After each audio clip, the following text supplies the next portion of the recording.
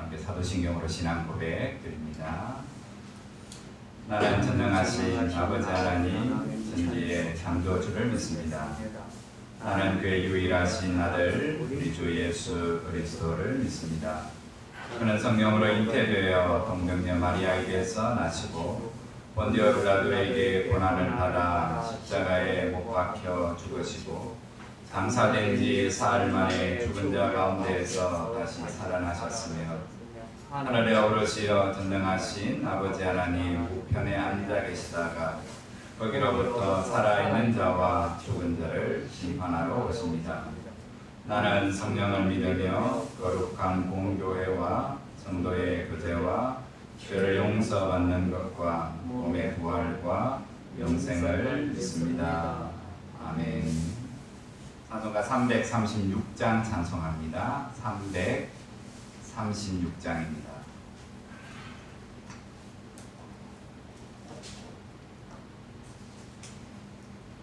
환난과 핍박 중에도 성도는 신앙 지켰네. 이 신앙 생각할 때에 기쁨이 충만하도다. 성도의 신앙 따라서 죽도록 충성하겠네. 옥중에 매인 성도나 양심은 자유 얻었네. 우리도 고난 받으면 죽어도 영광 되도다. 성도의 신앙 따라서 죽도록 충성하겠네. 성도의 신앙 본받아 원수도 사랑하겠네.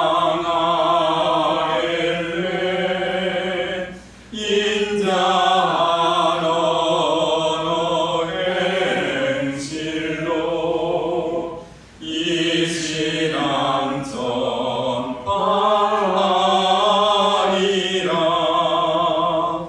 성도의 신앙 따라서 죽도록 충성하겠네.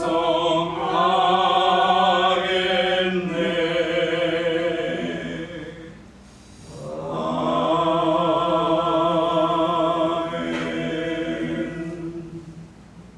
하나님 말씀 베드로전서 3장 13절입니다. 22절 끝까지 말씀 봅니다. 3장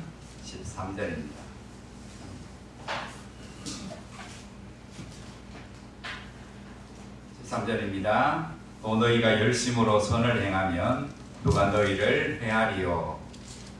그러나 의를 위하여 고난을 받으면 복 있는 자니 그들이 두려워하는 것을 두려워하지 말며 근심하지 말고 너희 마음에 그리스도를 주로 삼아 거룩하게 하고 너희 속에 있는 소망에 관한 이유를 묻는 자에게는 대답할 것을 항상 준비하되 온유와 두려움으로 하고 선한 양심을 가지라. 이는 그리스도 안에 있는 너희의 선행을 욕하는 자들로 그 비방하는 일에 부끄러움을 당하게 하려 함이라. 선을 행함으로 고난받는 것이 하나님의 뜻일진데 악을 행함으로 고난받는 것보다 나으니라. 그리스도께서도 단번에 죄를 위하여 죽으사 의인으로서 불의한 자를 대신하셨으니 이는 우리를 하나님 앞으로 인도하려 하시니라.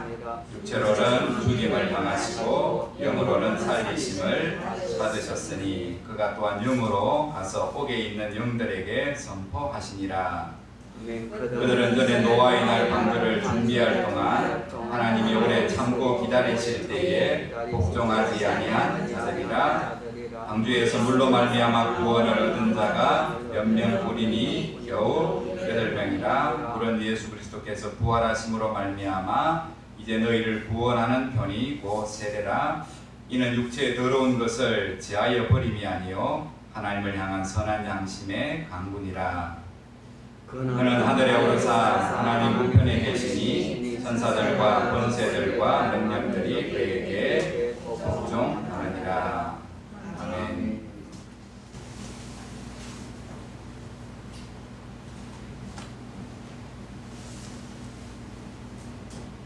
베드로 사도가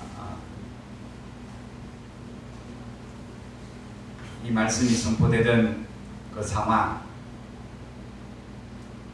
예수 믿는 것이 고난으로 다가오는 그 시대, 주님 승천하시면서 내가 곧 다시 온다는 말씀을 소망으로 붙잡고 있지만 그 소망과 현실의 괴리가 너무 커서 그런 믿음이 흔들리죠. 하나님이 복 주신다는 말씀을 하시는데 내 삶은 내가 보기에 복이 하나도 없고 어려움만 있으면 우리 신앙은 흔들립니다. 베드로 사도는 주님이 부활한 것을 봤잖아요. 그 음성을 직접 들었습니다. 내가 다시 온다. 그리고 나서 사도로서의 사명을 따라 복음을 전하는데 베드로 개인적으로도 고난이 얼마나 크게 오는지, 결국 베드로 사도가 고난에 의해서 죽잖아요. 복음을 전하다가 죽거든요.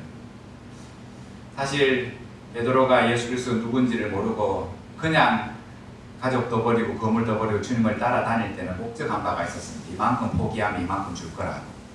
주님 이스라엘의 왕이 되시면 우리가 그 옆에 한 자리 차지하게 될 거라고. 주님을 모를 때는 베드로가 여러 가지 어려움들, 자기의 누리던 것도 포기하는 것은 곧 잡을 것 같은 주님으로 인한 기대, 복. 그러나 주님이 부활하시고 40일 동안 성천하시기 전 하나님 나라의 일들을 가르치시고 베드로 사도가 오순절날 성령을 받고 달라지잖아요. 눈에 보이는 것을 따라 살아가지 않아요. 두려워하지 아니고 공회 앞에 가서 담대하게 복음을 전하며 오늘 죽음의 위협 앞에서도 오늘 이제 도망가는 자가 되지 않습니다. 한 번의 위협은 믿음으로 이겨내는데 문제는 베드로 개인에게도 끊임없는 고난이 잇대어 오고 우리는 믿음이 있어 견디는데 이제 본인이 전한 복음을 받아들였던 우리 일장이 시작했던 여러 아시아 지역에 흩어져 살아가는 성도들, 아직 믿음이 약한 성도들, 예수 믿으면 복 받는다고 오늘 복음을 전했는데 삶의 현실은 예수 믿는 것 때문에 괜히 믿어갖고 더 어려움과 고난과 환란이 있는 그 성도들, 그들에게 주님이 다시 오신다는 소망의 말씀은 복음이기는 하지만 현실감이 없는 말씀. 사람은 눈에 보이는 손에 잡히고 귀에 들리고 손에 만져지는 것들을 우선시하며 살 수밖에 없잖아요. 그게 경험이잖아요. 베드로 개인은 부활도 보고 성천도 보고 그 말씀을 직접 듣기도 했지만은 이제 한 단계 넘어가서 베드로가 전해서 예수를 믿게 된 오늘 흩어져 있는 많은 나그네 같이 살아가는 사람들은 믿음이 장성하면 하늘의 것만 바라보고 견디며 살아갈 수 있지만은 다 그렇지는 않잖아요. 오늘 세상 속에 그리스도인들이 하나님의 백성으로 살아갑니다. 하나님이 동행하십니다. 지키십니다. 그런데 삶의 문제는 현실은 죽음 같은 고난이 예수 믿는 것 때문에 오는 거예요. 오늘 그래서 사도 베드로가 두 가지를 이야기하자면 우리는 이 땅을 살아가는 거룩한 나그네입니다. 이 땅이 목적이 아니고 우리는 돌아갈 본향이 있습니다. 그런데 그 본향에 이르도록 우리는 이 땅의 삶을 살아가야 됩니다. 신앙이란 여기만 바라보고 사는 게 아니라 이 땅에서도 오늘 말씀을 쫓아 소망을 가지고 살아가는 모든 것들, 구원의 여정을, 이 모든 것들을 우리는 구원이라고 말합니다. 그래서 오늘 이 땅을 살아가는 나그네 그 삶 속에 오늘 고난의 삶을 이야기합니다. 부정할 수 없는 고난의 삶. 4장 내일 전장은 오늘 언급하고 있는 고난장을 이제 또 풀어서 해석합니다.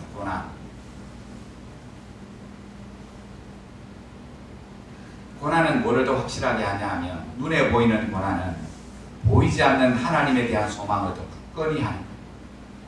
지금 현실 속에 닥쳐있는 베드로 시대나 오늘의 우리의 시대나 예수를 믿는 것 때문에 영혼이 구원하는 하나님 나라에 대한 소망은 굳건하고 그는 변함이 없지만 삶의 모습에 있어서는 여전히 고난은 온다는 거예요. 여러분 성경을 쭉 읽어보시면 구약부터 시작해서 신약에 이르기까지 요한복음에 이르기까지 예수를 잘 믿는데 고난이 없다라는 사람 한 사람이 있으면 내어보십시오. 한 사람도 없어요. 우리가 보기에 가장 억울한 사람은 욥 같은 사람이잖아요. 얼마나 경건하게 살고 자식들 신앙교육 잘 시키고 하나님도 마귀 앞에서 인정할 만큼 그런 믿음의 의인이라고 하나님이 부르시면서도 하늘의 일들을 빼고 나면 이 땅에서 삶의 욥의 인생을 보면 뭡니까? 친구들이 너 죄 때문이라고 이야기할 만큼 뭡니까? 고난이 죽음 같은 고난이 있죠. 시편을 읽어보면 오늘 고난에 대한 고백이 얼마나 많은지 몰라요. 고난에서 건져달라. 그 의인의 기도예요. 의인의 기도. 믿음으로 살아가는데 특히 10편 73편 아삽의 시는 고난과 그 다음에 의의 삶에 대한 갈등을 이야기하잖아요. 내가 이때까지 하나님께 소망을 두고 오늘 의인의 삶을 살았는데 지금 와서 생각하면 내가 괜히 헛살았다고 생각한다고. 그죠? 왜? 이게 나는 괜찮은데 세상을 보니까 믿음으로 산 사람들의 노후가 다 병들어 죽고 자식들 안 되고 하나님 말씀하시는 복이 어디냐고. 악인들은 죽을 때도 편안하게 죽고 그 자식들이 얼마나 잘 되고 이 하나님 말씀이 다 거짓말 같다. 그래서 내가 실족할 뻔했다고. 답이 어디에 있습니까? 세상에서 아무리 찾아봐도 진짜 하나님을 잘 믿었더니 복 있는 사람이 어딘가. 세상에 아무리 찾아봐도 예수 안 믿고 잘 사는 사람이 훨씬 더 많더라. 근데 그 믿음의 흔들림이 어디서 다시금 확고해집니까? 성소를 찾잖아요. 성소를 찾아서 오늘 하나님 앞에 그 믿음의 흔들림을 고백했을 때 거기서 하나님의 비밀을 깨닫게 되죠.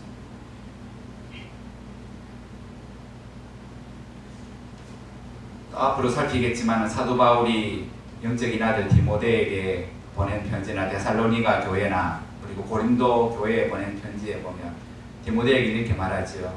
나와 복음과 함께 고난을 받으라. 디모데야, 오늘 우리가 사도가 된 거 복음을 전하는 게 영광이다. 영광이다. 마지막 날 하나님 앞에 서면 그거 세상에 그 무엇과 비교할 수 없는 영광이 될 거다. 그러나 현실의 삶에서는 영광이 하나도 없을 거다. 뭐가 따라올 거다고요? 고난이 따라올 거다. 하나님이 우리에게 은혜를 주신 것은 고난도 함께 주십니다. 하나님 은혜를 주신다 우리에게. 그런데 택한 백성에게 하나님 은혜도 주시지만 뭐도 주신다고요? 고난도 주신다. 시편 119편에 시편 기자가 이렇게 말하지요. 내가 고난을 인하여 주의 율례를 배웁니다. 내가 고난을 인하여, 그 고난의 의미가 뭔지 찬송가 29장입니까? 앞에 보면 고난의 신비 알고자. 고난을 좋아하는 사람은 아무도 없어요. 선천적으로 고난 없는 삶을 다 원하죠. 그런데 성경은 예수를 믿는 순간부터 주님이 이 땅 가운데 오셔서 뭐다 당하셨다. 의인임에도 불구하고 고난을 당하시고 죽으셨다. 너희는 그 예수를 본받는 자. 너희가 죄를 지어서 고난을 당하지 말되 선을 행함으로 고난을 받는 것은 피하지 마라. 주님도 그러셨다. 그래서 로마서 6장에 보면 참 어려운 말씀이기도 합니다만은 주님과 함께 너희가 연합하여 주님이 죽으심과 더불어 너희도 죽었고 너희가 그리스도와 연합하여 주님이 다시 사심과 같이 너희도 다시 살아났다. 그 표현을 하면서 거기에 세례를 이야기합니다. 너희가 그리스도 안에서 함께 세례를 받고 그리스도와 함께 죽은 자가 되고 너희가 그리스도와 안에서 세례를 받았으니 그리스도가 다시 사실 때 너희도 다시 살아났느니라. 그걸 거듭남이라고 말해요. 세례를 받는다는 거. 오늘 노아의 물에 관한 이야기를 하잖아요. 이 본문은 너무 어려운 본문입니다. 모든 신학자마다 이 물, 8명의 가족이 물로 말미암아 오늘 구원을 받았다 이야기하잖아요. 물은 예수 믿지 않는 사람에게는 심판이고 노아에게는 구원이고, 그 물 이야기를 하면서 물은 예수 그리스도께서 부활하심으로 말미암아 이제 너희를 구원하는 편이고 세대라 이 이야기를 하는데, 우리가 다 이해할 수는 없지만 지금 베드로 사도는 고난 가운데 있는 성도들에게 왜 예수를 믿는데 고난이 있는지, 그래서 예수 그리스도를 예로 들면서 그렇게 지금 고난의 의미를 가르쳐 주는 거예요. 오늘 그래서 고난이 왜 복이 되는가? 예수님이 고난을 받으셨다, 부활하셨다, 성천하셨다, 그리고 영광을 받으셨다. 고난 없는 영광은 없다. 우리는 다 영광을 원하지, 영생을 원하지, 구원을 원하지. 그 구원은 고난을 통하여 주님이 너희를 위하여 고난 받으시고 다시 사셔서 영광을 받으시고 마지막 날 주님이 이 땅 가운데 재림해지러 오시는 날 우리도 그 영광에 함께 참여할 텐데, 그때까지 나그네 인생을 살아가는 동안 뭐가 있다고요? 선을 행하고 말씀을 따라 살아가며 세상에 조롱도 있고 손가락질도 있고 그리고 죽음과 같은 고난이 있습니다. 베드로 사도가 말합니다. 내가 받는 고난이 얼마나 심했는지 죽고 싶을 만큼입니다. 그러나 베드로 사도도 사도 바울도 그렇게 말합니다. 고난만 있은 게 아니라 고난보다 큰 위로도 있습니다. 우리가 막 고난만 있으면 견디겠습니다. 어디까지 고난을 견디겠습니까?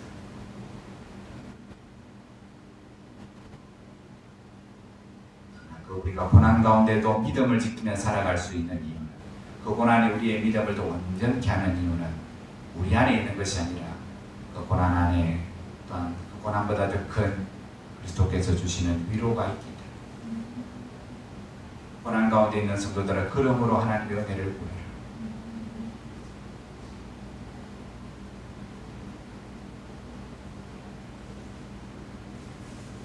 오늘 세례에 관한 이야기, 거듭났다는 것이 물과 성령으로 거듭난 자. 이제 그 삶이 비록 이 땅의 나그네 삶이지만 베드로 사도가 말하던 너희는 하나님께 속한 사람들, 거룩한 제사장입니다. 그러므로 오늘 그 거룩한 제사장 구별된 삶을 살아가는 것이 세상에서는 지탄도 받고 핍박도 받을 겁니다. 그러나 그 삶을 부끄러워하지 말고 끝까지 그리스도를 닮아 선을 행하는 거룩한 삶을 끝까지 살아가면 결국 너희들을 손가락질하는 사람들이 여러분 안에 있는 진짜 복음을 알게 되고 그들이 도로 부끄럽게 될 겁니다.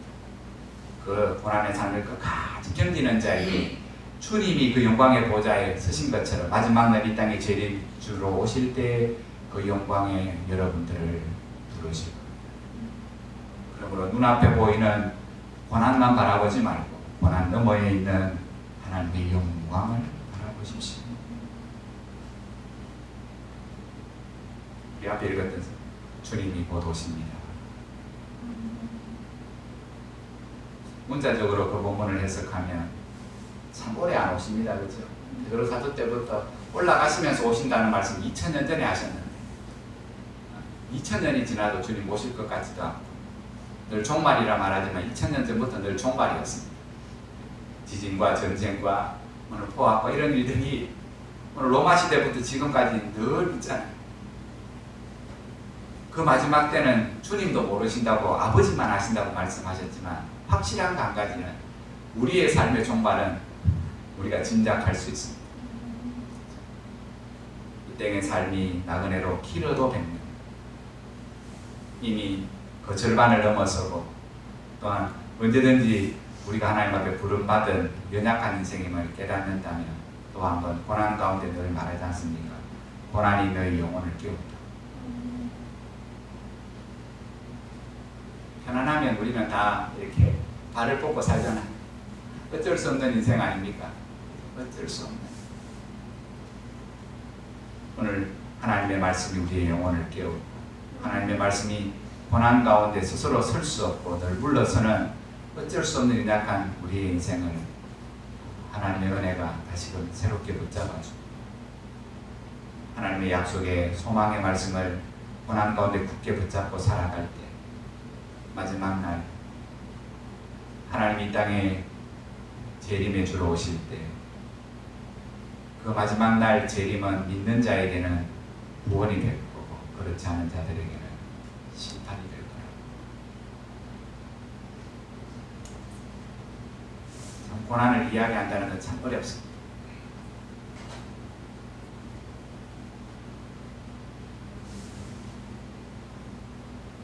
찬송가 29장의 작사가처럼 그 고난은 신비라. 많은 믿음의 사람들의 고백처럼 고난을 통하여 주의 말씀을 더 배우고 복음을 믿는 자들에게는 고난이 따라와서 그 고난이 복음을 복음되게 한다. 우리의 믿음을 믿음되게 한다. 고난은 참 사람에게 하나님이 다양하게 허락하십니다. 눈에 보이는 여러 가지 고난이 있고 눈에 보이지 않는 어려움과 고난이 있고 우리의 믿음을 흔드는 모든 것들이 다 고난이지. 그러나 그 고난을 이겨낼 힘이 우리 안에 있는 것이 아니라 우리를 지으신 하나님, 우리에게 믿음 주신 하나님에게 있음을 다시 한 번 더 바라보고 오늘 그렇게 말합니다. 사도 바울이 알아 주님이 너희를 충분히 위로하실 수 있다. 왠 줄 아나? 주님이 너희들이 당하는 고난을 그대로 다 당하셨기 때문에 진짜 위로자가 돼. 세상을 살아가면 위로가 되는 거 그거 아니겠습니까? 그죠? 나와 같은 똑같은 어려움을 당해본 사람이 이겨내면서 오늘 나한테 위로하는 말이 진짜 위로가 되는 거지.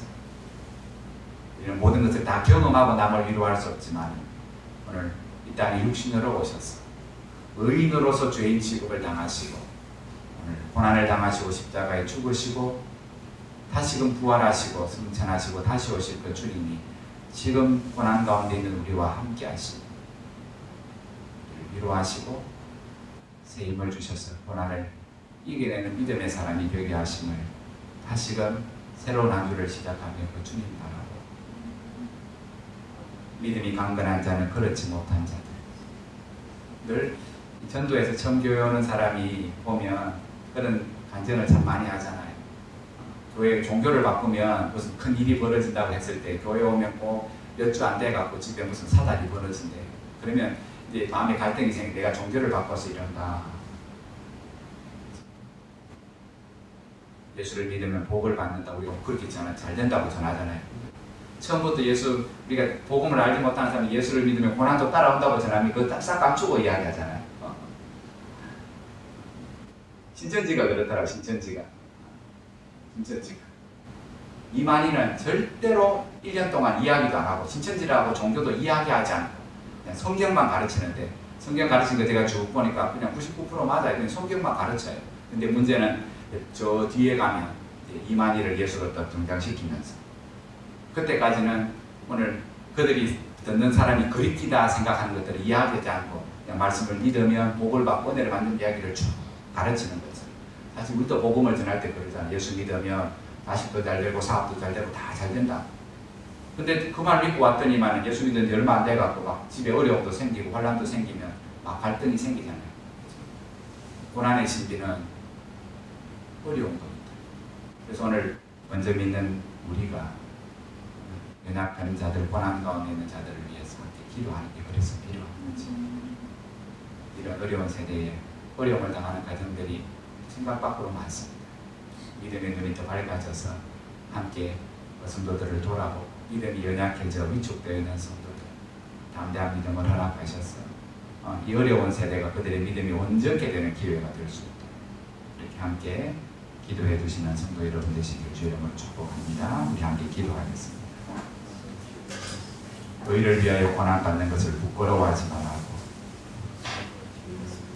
선을 행함으로 고난받는 것이 하나님의 뜻이라고 하나님, 우리는 믿음이 연약해서 고난 앞에 늘 휘둘리고 연약해집니다.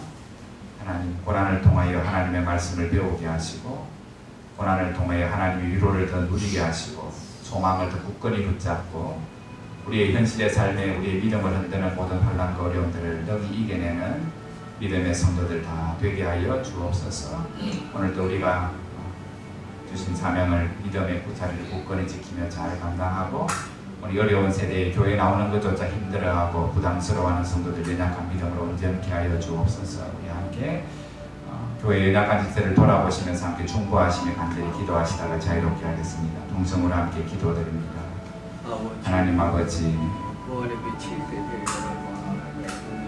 나그네 인생을 살아가며 우리 안에 있는 소망의 근거가 무엇인지 물어보거든 그것을 대답할 말을 늘 준비하되 온유함으로 오늘 세상 속에 답해주라.